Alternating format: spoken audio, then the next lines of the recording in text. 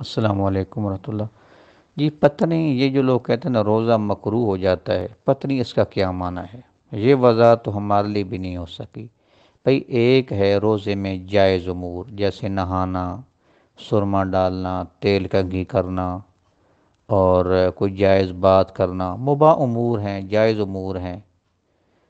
اچھا جی، مسواک کرنا یا از خود کیا جانا، ہاں یہ جائز امور ہیں، ٹھیک ہے۔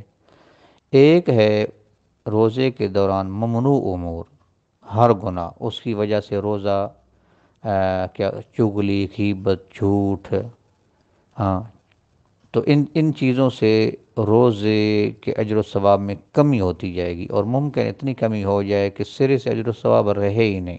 یہ ممنوعات ہیں، ہر گناہ، ہر برائی روزے کو ڈسٹرب کرتی ہے۔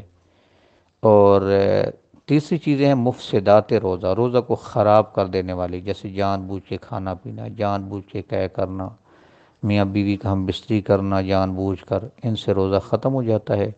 پھر بعض کی وجہ سے صرف قضائی پڑتی ہے، اور زواجی تعلق اگر قائم کرے تو اس سے کفارہ پڑتا ہے، غلام کو آزاد کرے، اس کی طاقت نہیں ہے 2 ماہ روزے رکھے، اس کی ہاں اس کی طاقت نہیں 2 ماہ روزے رکھے، اس کی طاقت نہیں تو پھر 60 مسکینوں کو کھانا کھلائے۔ تو یہ چیزیں ہیں جی، یعنی روزے کے دوران مباح امور، روزے کے دوران ممنوع امور کہ جو منع ہے، اگر کوئی بندہ کرے گا تو روزہ باطل نہیں ہوگا، لیکن روزے کا جو ثواب میں کمی آئے گی۔ اور ایک ہے روزے کو خراب، سرے سے ہی روزے کا وجود ختم کر دینے والے امور۔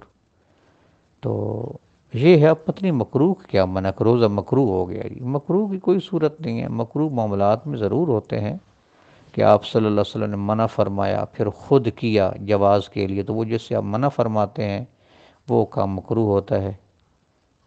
روزے میں اس قسم کی صورت کوئی نہیں ہے۔